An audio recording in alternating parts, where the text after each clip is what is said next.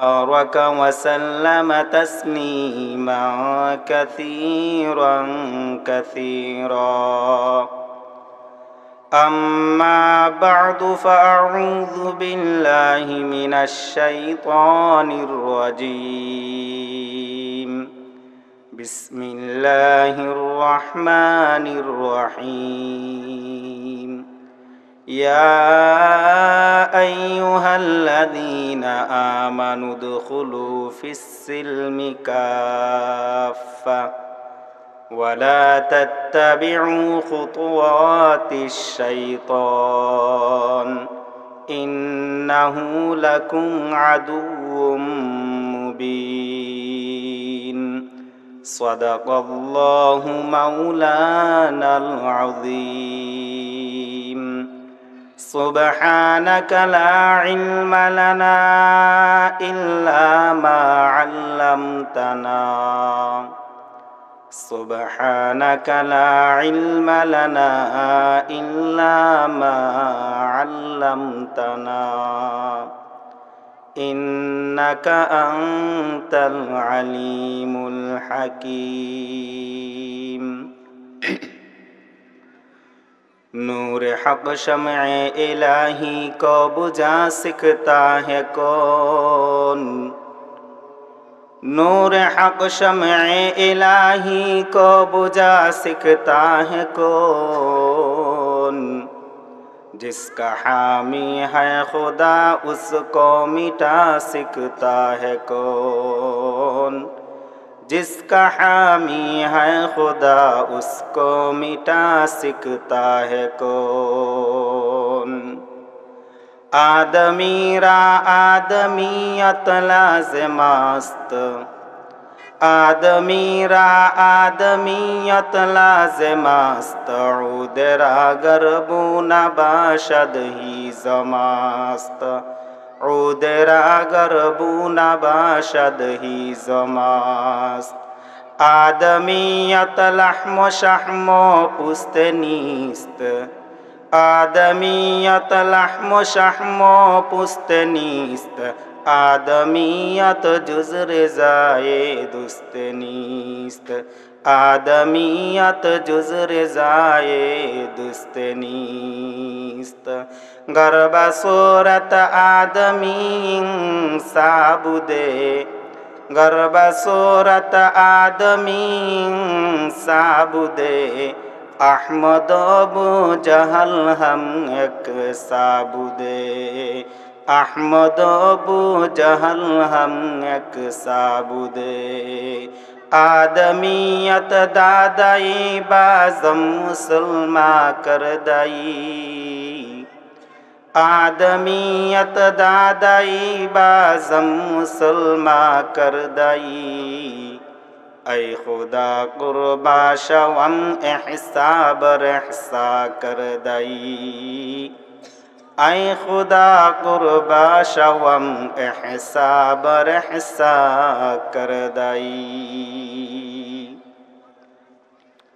অধ্যকার আজকের Al Falah model মাদ্রাসা পূর্বধলা কর্তৃক আয়োজিত বার্ষিক ওয়াজ মাহফিলের শ্রদ্ধেয় সভাপতি সাহেব মুদ্দাদিল্লুহুল আলী, দিগর মুআজ্জাজ মুহতারাম উলামায়ে কেরাম, এলাকার মুরব্বিয়ানে ইজম,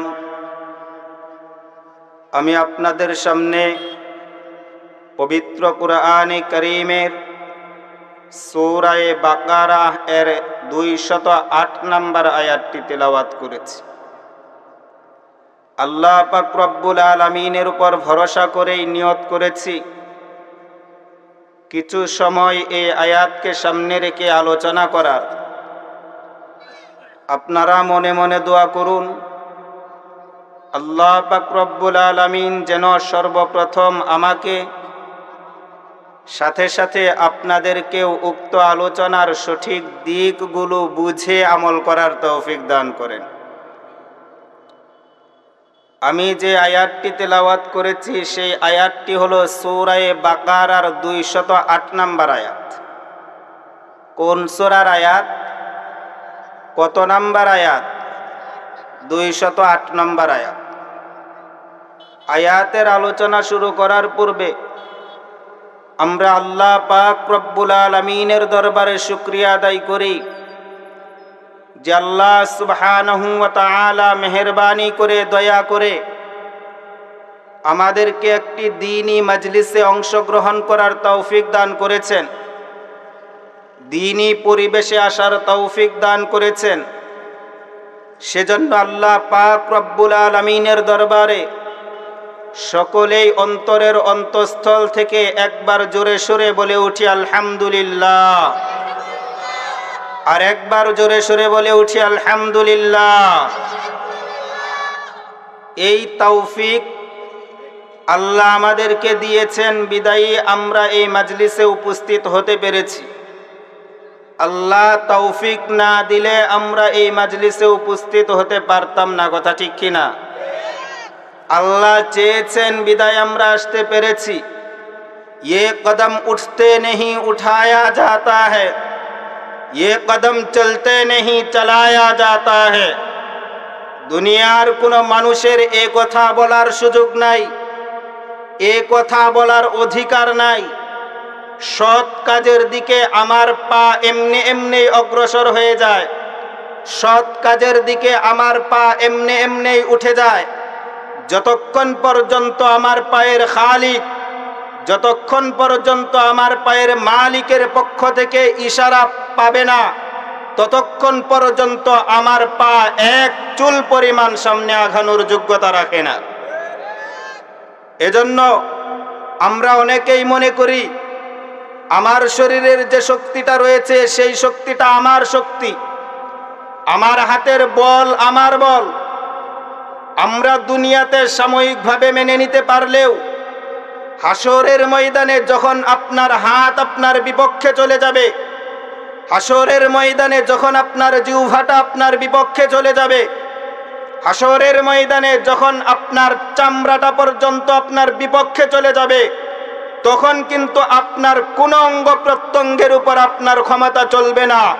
এর কারণ আপনার অঙ্গ প্রত্যঙ্গ, আমার শরীরের সমস্ত পশম, আমার শরীরের সমস্ত অঙ্গ প্রত্যঙ্গ আমার ইশারায় নড়ে না, বরং পশমগুলোর সৃষ্টিকর্তা আল্লাহ পাক রব্বুল আলামিন যখন ইশারা করেন তখনই আমার চোখের পলক পড়ে, তখনই আমার পা সামনে চলে, তখনই আমার আঙ্গুল উপরে উঠে, তখনই আমার শক্তি সঞ্চাল হয়। এছাড়া আমার শক্তি অচল, আমার শক্তির কোনো মূল্যায়ন নাই। তাহলে এই তৌফিক কে দিয়েছেন? আল্লাহ তৌফিক দিয়েছেন বিদায় আমরা আসতে পেরেছি। শুধুমাত্র আল্লাহ তৌফিকই দেন নাই, আল্লাহ পাক রব্বুল আলামিন আমার পুরা বডিটার মালিক। আমরা অনেক সময় বিভিন্ন সূত্র ধরে জিনিসের মালিক হয়ে থাকি। কেউ জমিনের মালিক হয় ক্রয় সূত্রে, সেই জমিনটা অন্য কারো কাছ থেকে কিনেছে বিদায় সে ক্রয় সূত্রে মালিক। কেউ জমিনের মালিক হয় ওয়ারিশ সূত্রে, পিতা মারা গেছে সন্তান হিসেবে তাকে রেখে গেছে, ওয়ারিশ সূত্রে সে পিতার জমিনের মালিক।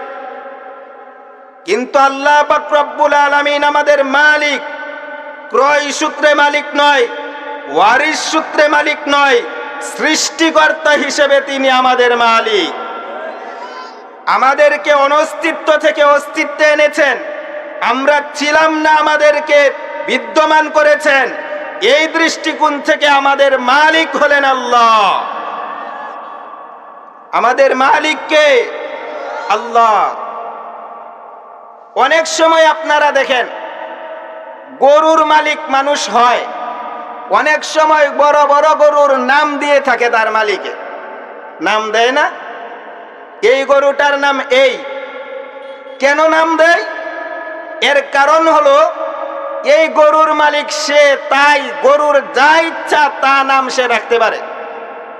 এই গরুকে যদি এই নামে ডাকা হয় তাহলে গরুটা মালিকের ডাকে সাড়া দেয়। আল্লাহ পাক রব্বুল আলামিন আমাদের মালিক, আমাদের পরিচয়ের জন্য আল্লাহ আমাদেরকে একটা নাম দিয়েছেন। আমাদের পরিচয়ের জন্য আল্লাহ আমাদেরকে একটা নাম দিয়েছেন। আল্লাহ পাক রব্বুল আলামিন আমাদেরকে দুনিয়াতে পরিচয় করে দিয়েছেন। হুয়া সাম্মাকুমুল মুসলিমিন। সূরা হাজের ৭৮ নম্বর আয়াতে আল্লাহ পাক রব্বুল আলামিন বলেন, হুয়া সাম্মাকুমুল মুসলিমিন, হে মানব জাতি, তোমরা যেমন তেমন জাতি নও, তোমরা কোন দুনিয়ার ব্যক্তির দাস নও, তোমরা কোন দুনিয়ার কারো মালিকানাধীন বস্তু নও, তোমরা হলে আল্লাহ পাক রব্বুল আলামিনের সৃষ্ট মানব জাতি। তোমাদেরকে আশরাফুল মাখলুকাত হিসেবে লকব দিয়েছেন আল্লাহ, তোমাদেরকে সৃষ্টি করেছেন আল্লাহ। আল্লাহ পাক রব্বুল আলামিন তোমাদেরকে পরিচয় দিয়েছেন মুসলমান। সুতরাং আমাদের সবচেয়ে বড় পরিচয় হবে আমরা মুসলমান। আমাদের সবচেয়ে বড় পরিচয় কি? এটা হলো আমাদের বড় পরিচয়। দুনিয়াতে চলতে গেলে মানুষের একাধিক নাম থাকে না? একটা থাকে ডাক নাম আর একটা থাকে আসল নাম। ডাক নামটা সাধারণত সবসময় কাগজপত্রে ব্যবহার করা হয় না, হলেও ব্র্যাকেটে ব্যবহার করা হয়, কারণ এই নামটা হলো তার ডাক নাম। দূরে কোনো জায়গায় যেতে হলে তার আসল নাম সে ব্যবহার করে। বিদেশ যেতে হলে ডাক নাম ব্যবহার করলে চলে না, পাসপোর্টে তার আইডি কার্ডের নাম দিতে হয়। আইডি কার্ডের নামটা আসল না ডাক নাম? আসল নাম। ডাক নাম কোনটা? এলাকায় যেটা চলে সেটা। এই ডাক নাম বিদেশে যাওয়ার পাসপোর্টে কার্যকর হবে না, এলাও হবে না। আমরা আল্লাহ পাক রব্বুল আলামিন আমাদেরকে পরিচয় করে দিয়েছেন মানুষ। আমাদের সবচেয়ে বড় পরিচয় হলো মুসলমান। আমাদের সবচেয়ে বড় পরিচয় হলো আমি একজন মুসলিম। এই মুসলিমটাই হলো আমার আসল পরিচয়, এটাই হলো আমার আসল নাম। কারণ দুনিয়ার জগতে যেমন এক দেশ থেকে অন্য দেশে যেতে হলে পাসপোর্টে আইডি কার্ডের আসল নাম ব্যবহার করতে হয়, তদ্রূপ একজন ব্যক্তি যখন দুনিয়ার জগৎ থেকে আখিরাতের জগতে চলে যাবে, কবরের জগতে তাকে প্রশ্ন করা হবে, মা দীনুক, তোমার দিন কি বলে যাও। ওই লোকটা যদি বলে আমার দিন ইসলাম, আমি হলাম মুসলমান, তাহলে তাকে পরবারের শান্তির ঠিকানায় পাঠিয়ে দেওয়া হবে। আর যদি বলতে না পারে আমি মুসলমান, তাহলে ওই লোকটাকে পাসপোর্টে দস্তখত করা হবে না, জান্নাতের নাজ নিয়ামত তার কবরে দেওয়া হবে না, জাহান্নামের রাস্তা তৈরি করে দেওয়া হবে। কেন? আসল পরিচয় দিতে পারে নাই। আমাদের আসল পরিচয় হলো আমরা মুসলমান। এজন্য আল্লাহ পাক রব্বুল আলামিন বলেন, হুয়া সাম্মাকুমুল মুসলিমিন, আল্লাহ তোমাদেরকে দুনিয়াতে পরিচয় দিয়েছেন মুসলমান। এই মুসলমান পরিচয় নিয়েই তোমরা মৃত্যুবরণ করবে। তাই পবিত্র কোরআনের আরেক আয়াতে আল্লাহ বলেন, ইয়া আইয়ুহাল্লাযীনা আমানুত্তাকুল্লাহা হাক্কা তুকাতি ওয়া লা তামুতুন্না ইল্লা ওয়া আনতুম মুসলিমুন। হে ঈমানদারগণ, তোমরা আল্লাহকে ভয় করার মতো ভয় করো। আল্লাহকে খাঁটি ভাবে, প্রকৃতপক্ষে, বাস্তবিক অর্থে ভয় করো। ওয়া লা তামুতুন্না ইল্লা ওয়া আনতুম মুসলিমুন, মুসলমান না হয়ে তুমি মৃত্যুবরণ করো না। একজন মানুষের জন্মের সময় আল্লাহ পাক রব্বুল আলামিন মুসলমান হওয়ার মতো যোগ্যতা দিয়ে থাকেন। একটি হাদিসে রাসূল করিম সাল্লাল্লাহু আলাইহি সাল্লাম বলেন, কুল্লু মাউলুদিন ইউলাদু আলাল ফিতরা ফাআবাওয়াহু ইউহাউবিদানিহি আও ইউনাসসিরানিহি আও ইউমাজ্জিসানিহি। যত শিশু দুনিয়াতে জন্মগ্রহণ করে, আল্লাহ পাক রব্বুল আলামিন প্রত্যেকটা শিশুর মাঝে ইসলাম গ্রহণ করার মতো, মুসলমান হিসেবে দুনিয়াতে চলার জন্য যে যোগ্যতার প্রয়োজন সেই যোগ্যতা দিয়ে থাকেন। কিন্তু ফাআবাওয়াহু ইউহাউবিদানিহি, তার পিতা তাকে ইহুদি বানিয়ে ফেলে, আও ইউনাসসিরানিহি, তার পিতা তাকে খ্রিস্টান বানিয়ে ফেলে, আও ইউমাজ্জিসানিহি, তার পিতা তাকে মূর্তি পূজক, অগ্নি পূজক বানিয়ে ফেলে। পিতা যদি সঠিক হয়, সন্তান সৎপথের পথিক হয়। পিতা যদি অসৎ পথের পথিক হয়, সন্তানও ওই পিতার পিছনে ওই লাইনে অসৎ পথের পথিক হয়ে যায়। এজন্য আল্লাহর নবী বলেন, ফাআবাওয়াহু ইউহাউবিদানিহি আও ইউনাসসিরানি, প্রত্যেকটা শিশুর মাঝে আল্লাহ পাক রব্বুল আলামিন ইসলাম মানার যোগ্যতা দিয়ে থাকেন। কিন্তু এই শিশুটা যখন দেখে তার পিতা ইসলামের উপর চলে না, তার মা ইসলামের উপর চলে না, তার এলাকার নেতৃস্থানীয় ব্যক্তিগণ ইসলামের উপর চলে না, তার অনুসৃত ব্যক্তিরা যখন ইসলামের উপর চলে না, তার মাঝে অনুইসলামিক কার্যক্রম চলে আসে, সে অনুইসলামিক পন্থা অবলম্বন করতে থাকে, বিজাতিদের কালচার অবলম্বন করতে থাকে, শেষ পর্যন্ত সে একটা ইহুদি, খ্রিস্টান এবং নাসারাতে রূপান্তরিত হয়ে যায় পিতামাতার অনুসরণের কারণে। তাই আল্লাহ আমাদেরকে বড় পরিচয় দিয়েছেন কি? মুসলমান। জন্মের সময় আমরা মুসলমান, মৃত্যুর সময় আমরা মুসলমান, কবরের জগতেও আমরা মুসলমান, হাসরের ময়দানেও আমরা মুসলমান। এই ইসলাম এবং মুসলমান, এই দুইটা শব্দ সহ্য হয় না আমাদের দুনিয়াতে। এমন বেশ কিছু মানুষ আছে, বিভিন্ন কোয়ালিটির মানুষ আছে যারা ইসলাম শব্দটাকে সহ্য করতে পারে না।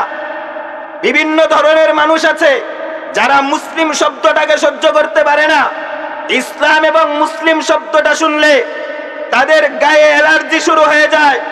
ইসলাম এবং মুসলিম শব্দটা শুনলে ওদের কলিজায় রক্তক্ষরণ শুরু হয়ে যায়। ইসলামকে তারা বরদাস্ত করতে পারে না। দুনিয়ার যত অন্যায়, পাপাচার, রাহজানি, যত অশ্লীলতা, বেহায়াপনা আছে তার সামনে আপনি করতে পারবেন, কিন্তু ইসলামের নাম নিলেই ওই লোকটা তেলে বেগুনে জ্বলে উঠে। এমন মুসলমান আমাদের সমাজে আছে কিনা? এরা হলো আমাদের নাদান দোস্ত, এরা আমাদের নাদান দোস্ত। নাদান দোস্ত কাকে বলা হয়? বোকা দোস্ত। ফার্সিতে একটা কবিতা আছে, একটা বাক্য আছে, এই বাক্যটার অনুবাদ হলো খাঁটি বন্ধু হলো ওই ব্যক্তি যে ব্যক্তি দুঃসময়ে বন্ধুর হাত ধরে। এক নাদানে এই পড়াটা পড়ছে, পড়ার পরে সে দেখতে পেল একবার তার বন্ধুর সঙ্গে আরেকজনের ঝগড়া শুরু হয়ে গেছে। সে ভাবতে লাগলো সে তো আমার খাঁটি বন্ধু, দুঃসময়ে তার হাত ধরতে হবে, না হলে তো আমি খাঁটি বন্ধু হতে পারলাম না। সে গিয়ে তার বন্ধুর হাতে ধরে রাখছে, আর অপর পক্ষের ব্যক্তিটা ইচ্ছা মতো ভাবে ওই লোকটাকে কিলায়া ঘুষায়া চলে গেছে। বন্ধুর হাত ধরছে কিনা, জায়গা মতো হয়েছে নাকি বেজায়গায় হয়ে গেছে, এর নাম হইল নাদান দোস্ত। নাদান দোস্ত বুঝতে পারছেন আপনারা? এ ধরনের দুস্থদেরকে বলা হয় নাদান দোস্ত।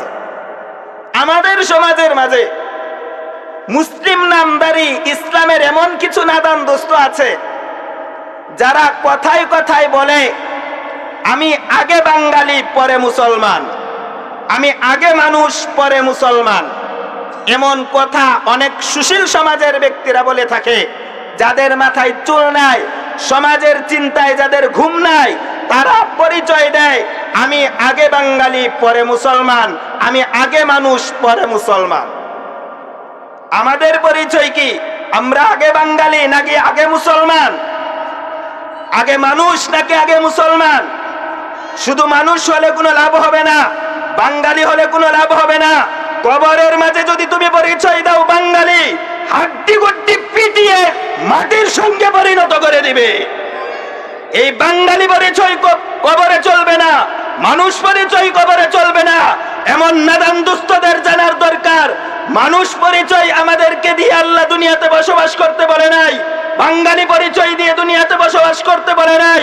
আল্লাহ আমাদেরকে সৃষ্টি করেছেন, আমাদেরকে মুসলমান নাম দিয়েছেন এমন এক সত্তা যিনি রাজাধিরাজ, যার রাজত্ব সর্বদাই বিস্তৃত, সর্বত্র বিস্তৃত, যিনি অতুলনীয়, যার কোনো তুলনা নাই, যিনি অদ্বিতীয়, যার কোনো প্রতিদ্বন্দ্বী নাই, যিনি আসমান জমিনের খালিক, तमाम জাহানের মালিক, সমস্ত মাখলুকের পালন কর্তা আল্লাহ পাক রব্বুল আলামিন আমাদেরকে মুসলমান নাম দিয়েছেন।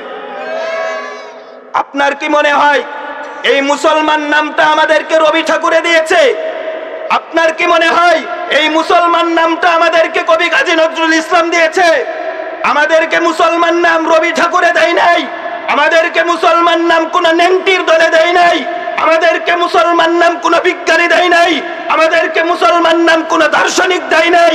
দার্শনিকদের খালিক আল্লাহ আমাদেরকে মুসলমান নাম দিয়েছেন। সুতরাং এই নাদান দুস্থদের জানা থাকা দরকার, বাঙালি পরিচয় দিলে যেহেতু কবরে পার পাওয়া যাবে না, মানুষ পরিচয় দিলে যেহেতু কবরে পার পাওয়া যাবে না, আল্লাহ আমাদেরকে যেই পরিচয় দিয়েছেন এই পরিচয় দিতে যদি তারা কোণঠাসা বোধ করে, যদি তারা সংকোচ বোধ করে, এমন নাদান দুস্থ মুসলিম নামধারী ইহুদি খ্রিস্টানের দালাল ছাড়া আর কিছু হতে পারে না।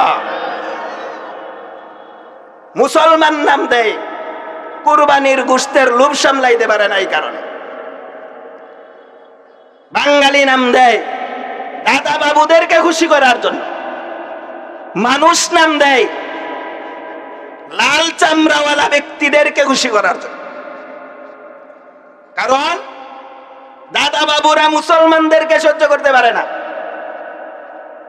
লাল চামড়ার গোষ্ঠীরা মুসলমানদেরকে সহ্য করতে পারে না।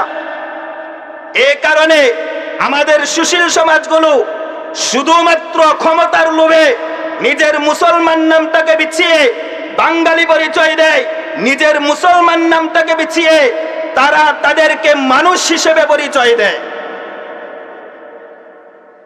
আপনার পিতা, যিনি যে নামে পিতাকে মানুষ চিনে, পিতার নাম বাদ দিয়ে যদি আপনি সব সময় সব জায়গায় চাচার নাম দেন, কেমনটা লাগবে? খারাপ লাগবে না? বলতে বলতে কোনো ব্যক্তি বলেও ফেলতে পারে মনে হয় পিতা ওইটা না, চাচাই মনে হয়। ঝামেলা আছে এখানে। তদ্রূপ যারা আমাদের সমাজের নাদান দুস্থ ইসলামের নাদান মুসলমান, তারা যেহেতু আল্লাহর দেওয়া নাম দিয়ে পরিচয় দিয়ে দুনিয়াতে বসবাস করতে চায় না, বাঙালি পরিচয় দিয়ে দুনিয়াতে বসবাস করতে চায়, মানুষ পরিচয় দিতে গিয়ে দুনিয়াতে বসবাস করতে চায়, এরাও হইল ওই ব্যক্তির মতো যে ব্যক্তি পিতার নামকে আড়াল করে চাচার নামে দুনিয়াতে বড় হতে চায়। এই ব্যক্তি যেমন জারজ সন্তানের মতো, ওই লোকগুলো নাদান দুস্থগুলো হলো আমাদের সমাজের জারজ মার্কা মুসলমান। এরা কি প্রকৃত মুসলমান না জারজ মার্কা মুসলমান? এরা প্রকৃত মুসলমান না, এরা জারজ মার্কা মুসলমান। বাপের নাম যে দেয় না, চাচার নামে চলে, সে প্রকৃত সন্তান না, জারজ সন্তান। তদ্রূপ যারা ইসলামের নাম দেয় না, যারা মুসলমান নাম দেয় না, পরিচয়ের ক্ষেত্রে বাঙালি নাম ব্যবহার করে, মানুষ নাম ব্যবহার করে, এরাও হলো জারজ মার্কা মুসলমান। ইসলাম এবং মুসলমান নিয়ে তাদের কৌতূহলের শেষ নাই। আরেক প্রকারের গ্রুপ আছে যারা ইসলাম এবং মুসলমানদেরকে সহ্য করতে পারে না। এই এক প্রকারের নাম হলো নাস্তিক মার্কা লোক, যাদেরকে বলা হয় নাস্তিক, যারা আল্লাহ মানে না। তাদের স্লোগান হলো যা দেখা যায় না তা মানা যায় না, যা দেখা যায় না তা মানা যায় না। আল্লাহকে আমরা দেখি না, এই কারণে আল্লাহকে আমরা মানি না, এটা তাদের যুক্তি। আপনি কি মনে করেন আপনি যা বিশ্বাস করেন সারা দুনিয়াতে সবকিছু আপনি দেখছেন? এখানে মাথা ব্যথা হয় নাই এমন কোন ব্যক্তি আছে জীবনে একবার মাথা ব্যথা হয় নাই? কেউ কি দেখাতে পারবেন এই মাথা ব্যথাটা কি কাকের মতো না বকের মতো? মাথা ব্যথাটা কেমন? নাকি গাড়ির মতো, গরুর মতো, মানুষের মতো? মাথা ব্যথা দেখা যায় না। জ্বর উঠলে মানুষ দেখতে পারে জ্বরটা কি, কেমন দেখতে। দাঁতে ব্যথা হলে ব্যথাটা কি দেখা যায়? দেখা যায় না, অনুভব করা যায়, আলামতের মাধ্যমে অনুভব করা যায়। তদ্রূপ দুনিয়ার যারা নাস্তিক, তারা না দেখে মাথা ব্যথা বিশ্বাস করে কিন্তু আল্লাহকে বিশ্বাস করে না, দাঁতের ব্যথা বিশ্বাস করে আল্লাহকে বিশ্বাস করে না। এরা হলো দুনিয়ার মানুষকে বোকা বানিয়ে জাহান্নামে নেওয়ার এক অপবায় তারা চালিয়েছে, যে নিয়ামত, যে দায়িত্ব তারা শয়তানের কাছ থেকে হস্তান্তর করে নিজের ঘাড়ে নিয়েছে। শয়তানের দায়িত্বটা নিজের ঘাড়ে নিয়ে তারা এই দায়িত্ব শয়তানকে রেহাই দিয়ে দিছে। শয়তানেও আল্লাহকে অস্বীকার করে না, তাহলে নাস্তিকরা আল্লাহকে অস্বীকার করে, এরা কত বড় শয়তান! এরা শয়তানের শয়তান, শয়তানের জন্মদাতা। আমার তো মনে হয় শয়তান যদি এদেরকে দেখে শয়তানেও হাসে, যে এত বড় শয়তান থাকতে আমার তো শয়তান হওয়ার কোনো দরকার ছিল না, আমি কেন অভিশপ্ত হলাম, এরা তো আমার চেয়ে বড় শয়তান। এই নাস্তিকরা আল্লাহকে মানে না, তারা আজে বাজে প্রশ্ন ছুড়ে দেয় যে আপনাকে সৃষ্টি করেছে আল্লাহ, জমিনকে সৃষ্টি করেছে আল্লাহ, তাহলে আল্লাহকে কে সৃষ্টি করেছে, আল্লাহর আগে কে আছে? 5 সংখ্যার আগে একটা সংখ্যা আছে 4, 4-এর আগে কোন একটা সংখ্যা আছে না? কি 3-এর আগে কত আছে? 2-এর আগে কত আছে? 1-এর আগে কত? কিছু আছে? কোন সংখ্যা আছে? 1-এর আগে নাই কেন? নাই মানে নাই, 1-এর আগে নাই কেন? এটা দলিল ছাড়া মানতে হবে। নাই কোন ব্যক্তি যদি বলে যে 1-এর আগে নাই কেন, দলিল দিতে হবে। এই লোকটা যেমন পাগল, তদ্রূপ যে ব্যক্তি বলবে আল্লাহকে কে সৃষ্টি করেছে, ওই লোকটা হলো তার চেয়ে আরো বড় পাগল। এই লোকটা হলো শয়তানের স্থলাভিষিক্ত বড় শয়তান, এই লোকটা আরো বড় পাগল। এই নাস্তিকরা উল্টাপাল্টা প্রশ্ন করার মাধ্যমে ইসলাম এবং মুসলমানকে কলঙ্কিত করার চেষ্টা করে। তাদের মূলত জায়গা হলো ইসলাম এবং মুসলমান, তাদের টার্গেট হলো ইসলাম এবং মুসলমান। এই নাস্তিকদের স্বভাবটা হলো কুকুরের স্বভাবের মতো। কিসের স্বভাবের মতো? কুকুরের স্বভাবের মতো। কুকুরের প্রতি খেয়াল করে দেখবেন, মসজিদে যখন মাইকে আজান দেওয়া হয় কুকুরের মাঝে ঘেউ ঘেউ শুরু হয়ে যায়। যখনই আজান দেয় তখন কুত্তার ঘেউ ঘেউ শুরু হয়ে যায়। সাউন্ড বক্সে আপনি গান বাজাবেন, কুকুরে ঘেউ ঘেউ করবে না। মাইকে আপনি বাদ্যযন্ত্র দিয়ে গান বাজাবেন, কুকুরে ঘেউ ঘেউ করবে না। ঘেউ ঘেউ কোন জায়গাতে করে? আজান শুনলে। আজান শুনলে কেন কুকুরে ঘেউ ঘেউ করে? এর কারণটা হাদিস শরীফে রাসূল করিম সাল্লাল্লাহু আলাইহি সাল্লাম বর্ণনা করেছেন। রাসূল করিম সাল্লাল্লাহু আলাইহি সাল্লাম বলেন, যখন মসজিদে আজান দেওয়া হয় তখন আজানের প্রত্যেকটা ধ্বনি শয়তানের গায়ে বোমের মতো আঘাত সৃষ্টি করে। শয়তান সেই আঘাত সহ্য করতে পারে না, সে দিশেহারা হয়ে কুকুরের গায়ে গিয়ে আসর করে। শয়তান কোথায় গিয়ে আসর করে? কুকুরের গায়ে। কুকুর শয়তানের আসর সহ্য করতে না পেরে আজান শুনলে কেউ কেউ শুরু করে। অন্য আওয়াজ শুনলে কেউ কেউ করে না কেন? অন্য সময় শয়তানে আসর করে না। আজান শুনলে কেউ কেউ করে কেন? এই সময় শয়তানে আসর করে। দুনিয়ার যারা নাস্তিক আছে, এই নাস্তিকদের স্বভাবটা একেবারে বিলকুল কুকুরের মতো। যখন হিন্দু সমাজের কোনো কালচার তাদের সামনে আসে তাদের কোনো আপত্তি থাকে না, খ্রিস্টানদের কোনো কালচার নিয়ে তাদের কোনো আপত্তি নাই, ইহুদিদের কালচার নিয়ে তাদের কোনো আপত্তি নাই। ইহুদিরা দুনিয়ার মুসলমানদেরকে নিষ্পেষিত করে ফেলছে, তাদের কোনো আপত্তি যাচ্ছে না। খ্রিস্টানরা দুনিয়াতে অরাজকতা সৃষ্টি করছে, তাদের কোনো আপত্তি জাগে না। বৌদ্ধরা মুসলিম নিধনের নামে মুসলমানদেরকে জীবন্ত হত্যা করে যাচ্ছে, মুসলিম মা বোনদের ইজ্জত হনন করে নিচ্ছে, তাদের কোনো প্রশ্ন জাগে না। হে নেংটির দল, মালাউনের দল, পেশাবখুরের দল, দাদা বাবুরা যখন মুসলমানদের বিরুদ্ধে আঙ্গুল তুলে মুসলমানদেরকে হত্যা করে, এই নাস্তিকদের মুখ খুলে না। কিন্তু একজন মুসলিম যখন জিহাদের কথা বলে, হকের আওয়াজকে বুলন্দ করে, এই নাস্তিকরা কুকুরের মতো ঘেউ ঘেউ শুরু করে দেয়। কেন কুকুরের মতো ঘেউ ঘেউ করে? এর কারণ হলো হিন্দুরা নিজেরা একটা শয়তান। এই শয়তানের কোন কালচার তাদের সামনে আসলে শয়তান গিয়ে নাস্তিকের উপর আসর করে না। বৌদ্ধদের কালচার সামনে আসলে শয়তান নাস্তিকের উপর আসর করে না। ইহুদিদের কালচার সামনে আসলে শয়তান তাদের উপর আসর করে না। কিন্তু মুসলমানদের কালচার যখনই সামনে আসে, আজানের ধ্বনি শুনলে যেমন কুকুরের গায়ে আসর করে, মুসলমানদের কথা আসলেই শয়তান গিয়ে নাস্তিকদের গায়ে আসর সৃষ্টি করে। যে কারণে নাস্তিকরা সেই প্রভাবে প্রভাবিত হয়ে ইসলাম এবং মুসলমানদের বিপক্ষে কুত্তার মতো ঘেউ ঘেউ শুরু করে দেয়। কেন কুত্তার মতো ঘেউ ঘেউ শুরু করে আপনারা বুঝতে পারছেন? দুনিয়াতে ইহুদিরা মুসলমানদেরকে নিধন করে যাচ্ছে না? কোন নাস্তিক কোন আওয়াজ উঠিয়েছে এই পর্যন্ত? ভারতে মুসলমানদেরকে অসহায়ভাবে হত্যা করা হচ্ছে না? কোন নাস্তিক এই পর্যন্ত আওয়াজ উঠিয়েছে? মায়ানমারে মুসলমানদেরকে নির্যাতন করা হয়নি? হচ্ছে না? কোন নাস্তিক এই পর্যন্ত আওয়াজ উঠিয়েছে? উঠায় নাই। কিন্তু একজন মুসলমান যদি ইসলামের পক্ষে কথা বলে তখনই তাদের গালিগালাজের কারণে থাকা যায় না, জঙ্গি তকমা দেওয়ার অপবাদের ঠেলায় দুনিয়াতে বসবাস করা যায় না। এই মানুষটাকে একেবারে ফাঁসির কাস্টে ঝুলানো পর্যন্ত তারা কুকুরের মতো ঘেউ ঘেউ শুরু করে দেয়। এর কারণ হলো হিন্দু এবং বৌদ্ধদের ক্ষেত্রে শয়তানের কোনো মাথা ব্যথা নাই, খ্রিস্টানদের ক্ষেত্রে শয়তানের কোনো মাথা ব্যথা নাই।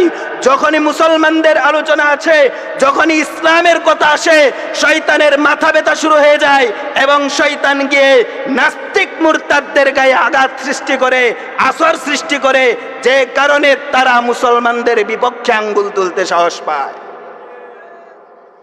কেন মুসলমানদের বিপক্ষে আঙ্গুল তোলে? এই সময় শয়তানে তাদের বিপক্ষে আসর করে। তো আল্লাহ পাক রব্বুল আলামিন আমাদেরকে কি পরিচয় দিলেন? মুসলমান পরিচয় দিয়েছেন। এই মুসলমান পরিচয়ের ক্ষেত্রে, ইসলামের পরিচয়ের ক্ষেত্রে দুইটা গ্রুপের অ্যালার্জির কথা আপনাদের সামনে পেশ করা হলো। একটা গ্রুপ হলো নেদান দোস্ত, যারা নিজেদেরকে মুসলমান পরিচয় দেয় কিন্তু পরে আগে বাঙালি পরে মুসলমান। আরেক দল হলো যারা নাস্তিক, যারা ইসলামের কথা মানতে পারে না, যারা মুসলমানদের কথা মানতে পারে না। আল্লাহ পাক রব্বুল আলামিন আমাদেরকে দুনিয়াতে পরিচয় দিয়েছেন মুসলমান এবং বলে দিয়েছেন লা তামুতুন্না ইল্লা ওয়া আনতুম মুসলিমুন। হে ঈমানদারগণ, তোমাদেরকে আমি আল্লাহ দয়া করে মুসলমান বানিয়েছি, জন্মসূত্রে তোমাদেরকে মুসলমান বানিয়েছি, ঈমানের দৌলত দান করেছি, ইসলামের দৌলত দান করেছি। সুতরাং আমার ওয়ার্ডার, আমার অনুরোধ, আমার আদেশ তোমাদের পক্ষে, লা তামুতুন্না ইল্লা ওয়া আনতুম মুসলিমুন, মুসলমান না হয়ে তুমি মৃত্যুবরণ করো না। কার ওয়ার্ডার এটা? কারণ কবরে কিসের পরিচয় দিতে হবে? এখন আপনি চিন্তা করুন তো, দুনিয়াতে যারা বাঙালি পরিচয়ে বসবাস করে, কবরে এরা কিসের পরিচয় দিবে? যারা মানুষ মানবতার ফেরিওয়ালার নামে বসবাস করে, কবরে এরা কিসের পরিচয় দিবে? যার পরিচয় দেবা তার সঙ্গেই হবে তোমার হাসর, যার পরিচয় দেবা তার সঙ্গেই হবে তোমার ঠিকানা, যার পরিচয় দেবা তার সঙ্গেই হবে তোমার সর্বশেষ কীর্তি। রাসূল বলেন আল মারউ মা মান আহাব্বা, দুনিয়াতে যে যাকে মহব্বত করেছে, যার সঙ্গে যার মহব্বত, যার সাথে যার মহব্বত, তার সাথেই তার কিয়ামত হবে। ও মুসলমান, তোমার বন্ধুত্ব যদি থাকে মুসলমানের সাথে, তুমি নির্দ্বিধায় বলতে পারো হাসর হবে ঈমানদারের সাথে। তোমার সম্পর্ক যদি থাকে পীর বুজুর্গ আলেমের সাথে, তুমি আশা করতে পারো তোমার হাসর হবে আলেমের সাথে। তোমার সম্পর্ক যদি থাকে নেতার সাথে, তুমি আশা করতে পারো তোমার হাসর হবে সেই নেতার সাথে। তোমার বন্ধুত্ব যদি থাকে ইহুদি এবং খ্রিস্টান, রাম বামের দালাল, মালাউন এবং নেংটির জাতের সাথে, তোমার হাসর এবং ঠিকানা হবে নেংটি এবং মালাউনের সাথে। এজন্য হাদিস শরীফে রাসূল করিম সাল্লাল্লাহু আলাইহি ওয়াসাল্লাম বলেন আর রাজুলু আলা দীনি খলিলি ফালইয়ানজুর আহাদুকুম মান ইউখালিলু। প্রত্যেক ব্যক্তি তার বন্ধু যে ধর্মের অনুসরণ করে সেই ধর্মেরই ব্যক্তি হয়। যে যার সঙ্গে মহব্বত রাখে ওই লোকটা ওই ধর্মের অনুসরণ করে। তো যাই হোক, আল্লাহ পাক রব্বুল আলামিন আমাদেরকে বলেছেন মুসলমান হয়ে মৃত্যুবরণ করতে। জন্মের সময় ইসলামের নিয়ামত দান করেছেন, মরণের সময় মুসলমান হয়ে মৃত্যুবরণ করার কথা বলেছেন। তাহলে আমরা মাঝের জীবনটা কিভাবে কাটাবো, এর বিবরণ দিতে গিয়ে আল্লাহ পাক রব্বুল আলামিন সূরা বাকারার 208 নম্বর আয়াতটি নাজিল করেন। আমি আপনাদের সামনে কোন সূরার আয়াত পড়েছিলাম? কয় নাম্বার আয়াত? 208 নম্বর আয়াত। আমরা কিভাবে মুসলিম থাকতে পারি, দুনিয়ার জগতে কিভাবে মুসলমান হয়ে মৃত্যুবরণ করতে পারি, এর বিবরণ এর দিক নির্দেশনা দিয়েছেন আল্লাহ পাক রব্বুল আলামিন সূরা বাকারার 208 নম্বর আয়াত। আল্লাহ পাক রব্বুল আলামিন বলেন, ইয়া আইয়ুহাল্লাযীনা আমানু দুখুলু ফিস সিলমি কাফা ওয়া লা তাত্তাবিউ খুতুওয়াতিশ শাইতান। হে ঈমানদারগণ, তোমরা পরিপূর্ণরূপে ইসলামে প্রবেশ করো। ওয়া লা তাত্তাবিউ খুতুওয়াতিশ শাইতান, কোন সময় শয়তানের অনুসরণ করবে না। আল্লাহ মুসলমানদের জন্য, ঈমানদারদের জন্য এই আয়াতে 2টি পরওয়ানা জারি করেছে। কয়টি পরওয়ানা? 2টি পরওয়ানা। একটি পরওয়ানা হলো উদখুলু ফিস সিলমি কাফা, খাঁটিভাবে পরিপূর্ণরূপে ইসলামে প্রবেশ করো। 2 নম্বর পরওয়ানা হলো ওয়ালা তাত্তাবিউ খুতুওয়াতিশ শাইতান, তোমরা শয়তানের অনুসরণ করো না। আল্লাহ পাক রব্বুল আলামিন মুসলমান হিসেবে জীবন যাপনের জন্য আমাদেরকে এই আয়াতে 2টি পরওয়ানা দিলেন।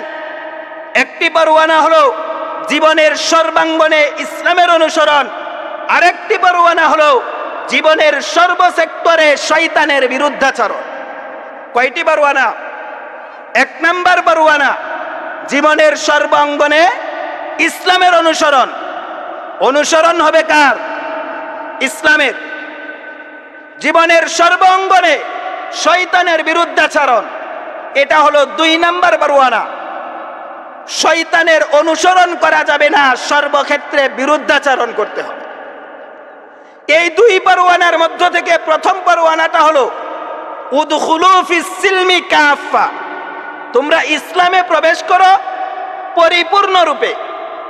আমাদেরকে আগে বুঝতে হবে ইসলামটা কি, দ্বিতীয়ত বুঝতে হবে পরিপূর্ণরূপে ইসলামে প্রবেশ করার মানে কি। কথা আপনারা বুঝতে পারছেন? ইসলাম কি, পরিপূর্ণরূপে ইসলামে প্রবেশ করার মানে কি। ইসলাম কি এই কথার প্রশ্নের জবাব দিতে গিয়ে স্বয়ং আল্লাহ পাক রব্বুল আলামিন পবিত্র কোরআনে কারীমের আরেক আয়াতে বলেন, ইন্নাদ দীনা ইনদাল্লাহিল ইসলাম, আল্লাহর কাছে মনোনীত, আল্লাহর পক্ষ থেকে স্বীকৃত একটি ধর্মের নাম হলো ইসলাম। কেমন ধর্ম?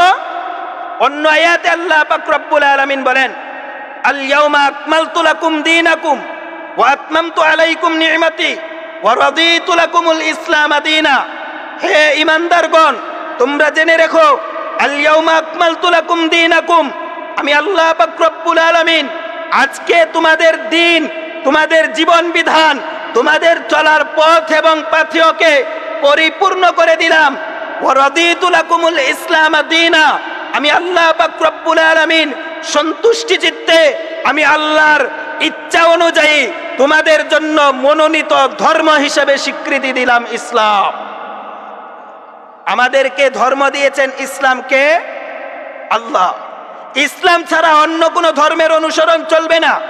পবিত্র কোরআনের এক আয়াতে আল্লাহ বলেন, ওয়া মান ইয়াবতাগি গায়রাল ইসলামি দীনান ফালা ইউকবালা মিন, যে ব্যক্তি ইসলাম ছাড়া অন্য কোনো ধর্মের অনুসরণ করবে, ইসলাম ছাড়া অন্য কোনো মতাদর্শের অনুসরণ করবে, ফালা ইউকবালা মিনহু, ওই ব্যক্তির পক্ষ থেকে সেই অনুসরণ গ্রান্টেড হবে না, ওই ব্যক্তির পক্ষ থেকে সেই অনুসরণ সফলতা আনতে পারে না, গ্রহণযোগ্যতা অর্জন করতে পারে না। অনুসরণ করতে হবে কার? ইসলামের। আল্লাহ ইসলামে যে বিধান দিয়েছেন সেটা মানতে হবে, পরিপূর্ণরূপে মানতে হবে। ইসলাম এমন একটা ধর্ম যে ধর্মের মাঝে একজন ব্যক্তির ব্যক্তিগত জীবন থেকে নিয়ে পারিবারিক জীবন, সামাজিক জীবন, অর্থনৈতিক জীবন, রাষ্ট্রীয় জীবন, আন্তর্জাতিক জীবন, এপারের জীবন, ওপারের জীবন, যত সেক্টর হতে পারে, যত জটিল এবং কঠিন সমস্যা হতে পারে, সকল সমস্যার সমাধান দিতে পারে শুধুমাত্র ইসলামী বিধান। একজন ব্যক্তির সকল সমস্যার সমাধান দিতে পারে কোন বিধান? ইসলামী বিধান। একজন ব্যক্তির নখটা কিভাবে কাটবে এর বিবরণ ইসলামের মাঝে দেওয়া আছে। হযরত সালমান ফারসি রাদিয়াল্লাহু আনহুকে এক ইহুদি এসে জিজ্ঞেস করলো হঠকারিতামূলক, যে তোমাদের নবী তো দেখি তোমাদেরকে সবকিছুই শিখায়, হে আবার কেমন নবী?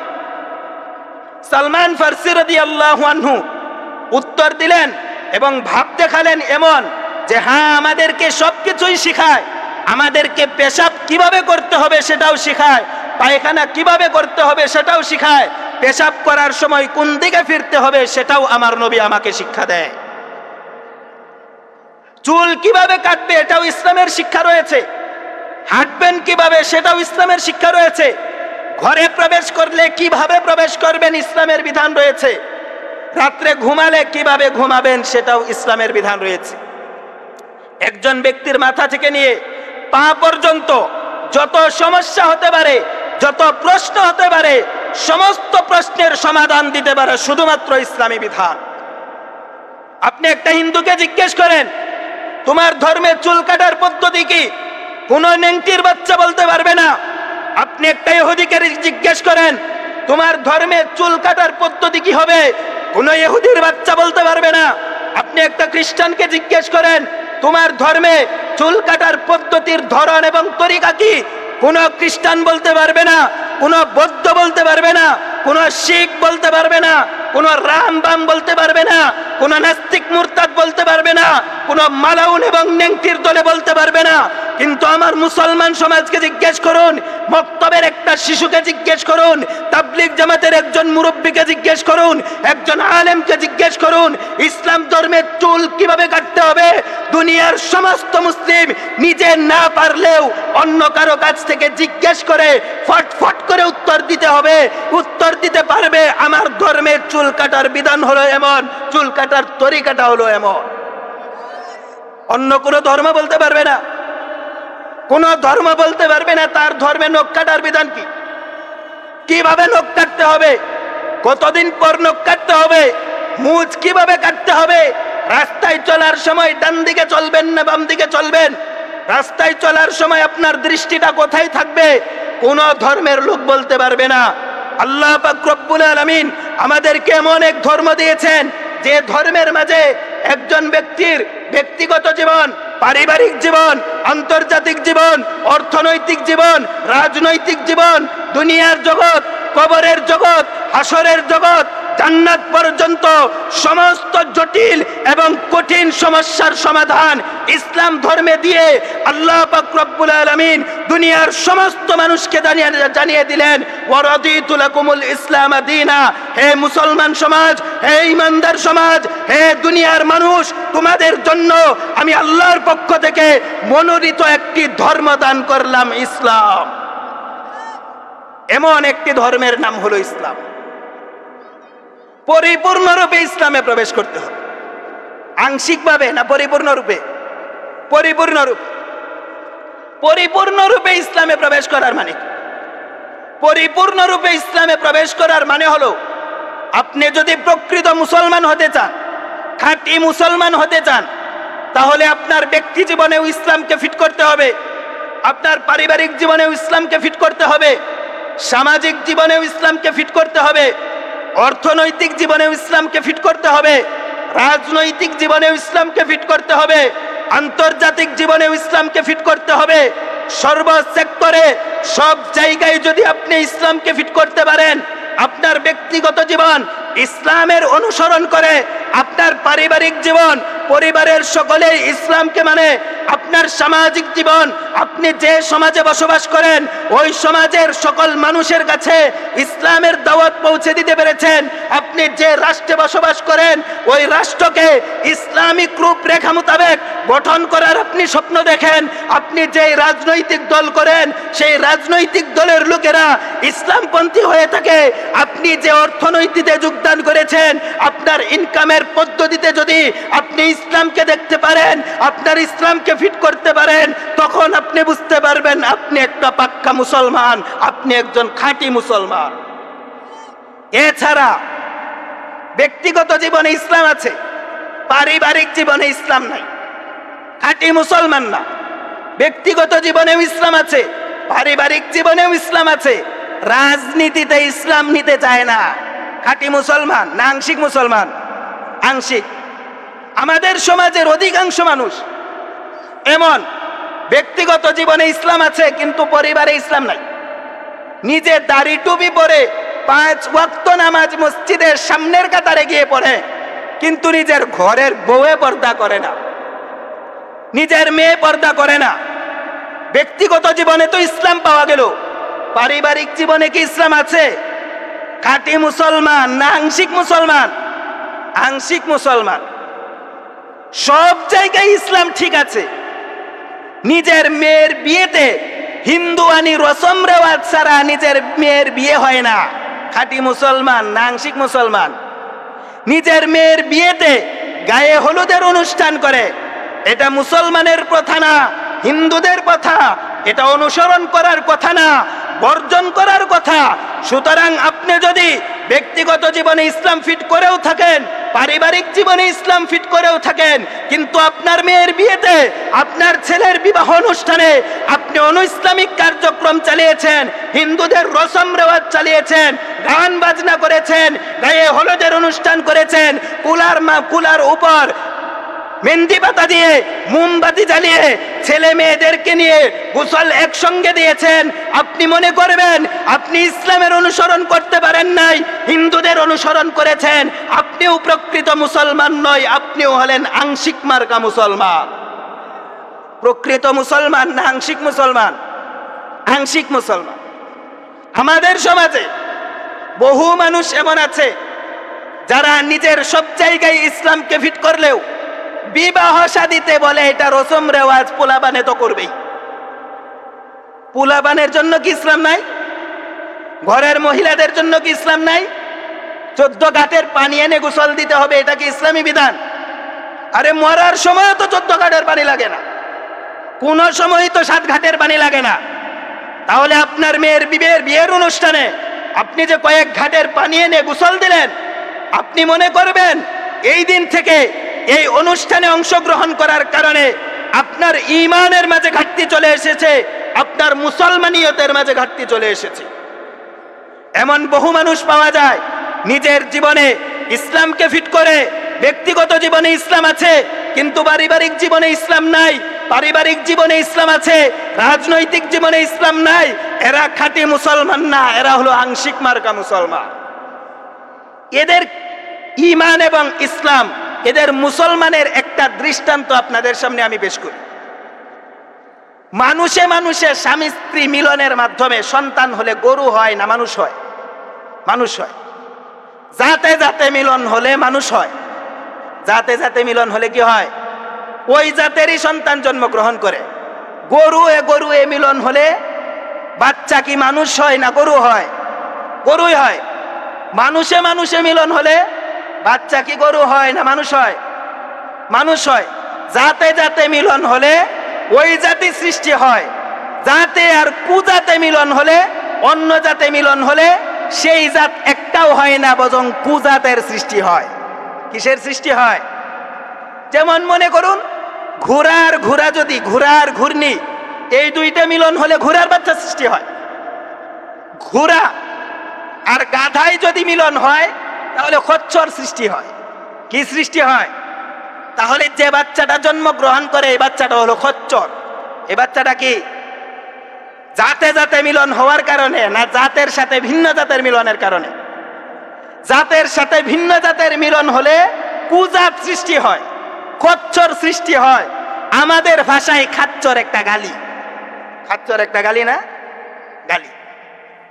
মানুষের গর্ভ থেকে যে সন্তানটা জন্মগ্রহণ করে, এই সন্তানটা ছেলে সন্তান না মেয়ে সন্তান কিছু আলামত দেখে আমরা বুঝতে পারি। পরিপূর্ণ ছেলে সন্তানের আলামত পাওয়া গেলে এটাকে আমরা পুরুষ মানুষ বলি। পরিপূর্ণ মেয়ে সন্তানের আলামত পাওয়া গেলে এটাকে আমরা নারী মানুষ বলি, নারী বা মহিলা মানুষ বলি। কিন্তু সন্তানটা যদি এমন জন্ম হয় যে সন্তানের মাঝে পুরুষেরও কিছু আলামত আছে, নারীরও কিছু আলামত আছে, তাকে কি পুরুষ বলা হয়? মহিলা বলা হয়? কি বলা হয়? হিজড়া বলা হয়। জাতে জাতে মিলন হলে জাতের সৃষ্টি হয়, জাতের সাথে ভিন্ন জাতের মিলন হলে কুজাতের সৃষ্টি হয়। নারীর আলামত পরিপূর্ণ পাওয়া গেলে নারী বলা হয়, পুরুষের আলামত পরিপূর্ণ পাওয়া গেলে পুরুষ বলা হয়। নারী আর পুরুষ উভয়টার আলামত পাওয়া গেলে নারীও বলা হয় না, পুরুষও বলা হয় না, এদেরকে হিজরা বলা হয়। এদেরকে কি বলা হয়? হিজরা বলা হয়।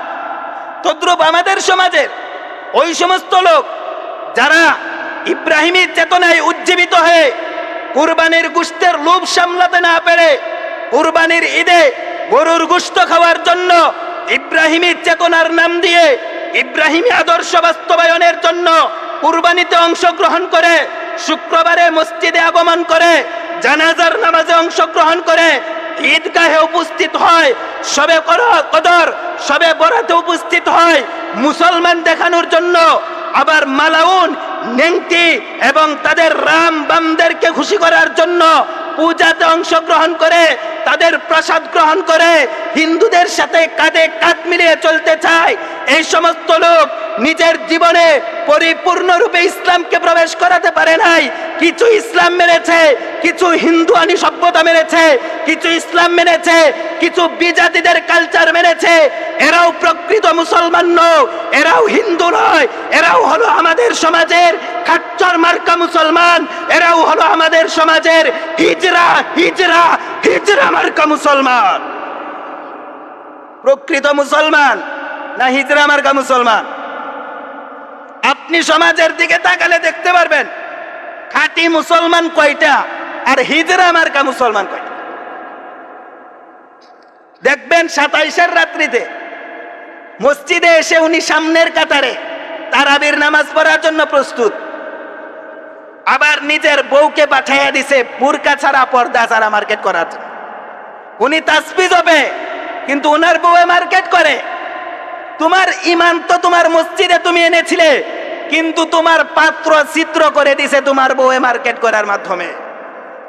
যতই তাসবিহ জপো তাসবির কোনো ফায়দা হবে না, যতই নামাজ পড়ো নামাজের কোনো ফায়দা হবে না, যতক্ষণ পর্যন্ত নিজের পারিবারিক জীবন, রাষ্ট্রীয় জীবন, ব্যক্তিগত জীবন, আন্তর্জাতিক জীবন, রাজনৈতিক জীবন, অর্থনৈতিক জীবন, সর্বক্ষেত্রে যতক্ষণ পর্যন্ত একজন ব্যক্তি ইসলামকে ফিট করতে না পারবে, ইসলামকে দেখাতে না পারবে, ততক্ষণ পর্যন্ত এই ব্যক্তি প্রকৃত এবং খাঁটি মুসলমান হতে পারে না। এই ব্যক্তি খাচ্চর মার্কা মুসলমান হতে পারে, এই ব্যক্তি হিজরা মার্কা মুসলমান হতে পারে।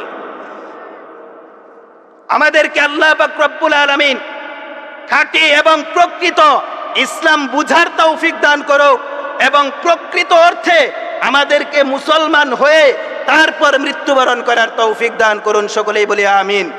ওয়া আখিরু দাওয়ানা।